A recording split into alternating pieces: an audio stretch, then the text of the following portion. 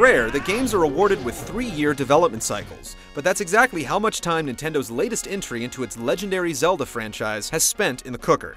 What has Nintendo's development team been up to? Based on the fact that we're 20 hours into the game and only through the first handful of dungeons, we'd guess they were pretty busy. Considering the game was all but completed for the GameCube before it was moved over to the Wii, making the launch of its new system is no small project. Speaking of which, while we polish off the game in time for our review, we figured we'd give you a glimpse into what to expect from one of the most anticipated games this year. Twilight Princess begins much like any other Zelda game. Link is a young boy in a seemingly innocuous village where he passes the days as a herder. When dark creatures begin making an appearance, he's sent to Hyrule to get to the bottom of the mystery. It seems that particular parts of the region have been surrounded in twilight, an oppressive darkness that turns humans into unknowing ghosts. Link is eventually befriended by a small black creature named Midna, who unlocks his potential to turn into a wolf, and to ultimately save humankind from the Twilight. What happens in between is anything but typical. Twilight Princess is a decidedly more adult game with darker themes. Some of the cinemas had us gawking at the TV in complete disbelief that we were playing one of Nintendo's games. Twilight Princess is basically divided into 2 parts due to Link's human and wolf forms. You'll end up traversing the same areas as the 2 different forms, with each having abilities that the other doesn't, making them able to access exclusive areas. As a human, Link can perform all the typical Zelda fare. In addition to swordplay, he gets all his expected armaments like the boomerang, iron boots, bow, slingshot, and so forth. All the classics have returned, including empty bottles to store things, rupees to buy items at shops, and plenty of surprisingly in-depth minigames like fishing that could ultimately be sold as standalone titles. As the wolf, Link's abilities are changed a great deal. While you don't have access to swords and other weapons, Link's bite is vicious. In wolf form, Link also has a variety of senses that he can use. The primary purpose of this is to eavesdrop on the ghosts of the humans scattered around the environments, which ultimately provide plenty of clues. Like a real dog, the wolf will also acquire the ability to smell different people from the game and ultimately track them down.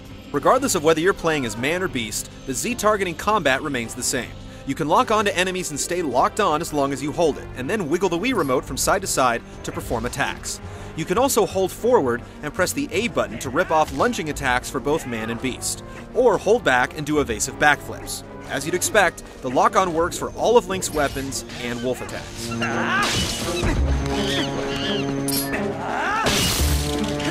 There's been a lot of conversation on whether the Wii controls were tacked on to Zelda at the last minute, in hopes of moving a lot of systems at launch. We can already tell you that this is not the case. In fact, certain things like shooting the bow on horseback while still controlling Epona simply couldn't be accomplished without the new controller. For the most part, the gestures you have to make are very subdued, with the exception of projectile weapons like the bow or slingshot, in which case you'll need to point the Wii remote at the television screen for precise targeting. Just like prior games in the series, you can map up to 4 items for immediate use at any time to the D-pad and B trigger on the Wii remote, with up on the D-pad always allocated to contacting your travel partner, Midna. Midna is your companion throughout the adventure, and he acts very similarly to Navi the fairy from Ocarina of Time. You can call on the creature at any time for advice on your current situation, and it will also help you reach areas that are inaccessible through conventional means. Probably the biggest help Midna provides is giving Link the ability to warp from one area to another. The world in Twilight Princess is absolutely massive, and without a proficient means of travel, the game just wouldn't be much fun. Midna can send you to a few different points in each area in the blink of an eye. Of course, there's always Link's trusty steed Epona, who can be called at any time by blowing into a blade of grass. Wind Waker had the wand, Ocarina of Time had, well, the ocarina, and Twilight Princess has the howl. While in wolf form, there are specific areas where Link can howl a particular tune, and he'll get picked up for an airborne lift. Toss in creatures called Okoko that allow you to get in and out of dungeons, and there's no shortage of ways to traverse the seemingly limitless territory packed into the game. Twilight Princess also has all the little touches that make Zelda games so great. You'll use a lantern running on oil to get through dark caves, but you can kill certain creatures and scoop up their remains in a bottle to use for fuel instead of paying for it. You'll also stumble across countless side missions provided by hundreds of non-playable characters, find hidden chests with heart containers strewn into the deepest, darkest corners, and otherwise exist in the alternate reality as if it weren't alternate. There's so much to see and do in Twilight Princess that we've been completely overwhelmed at times, but it's ultimately always left us with a smile on our face.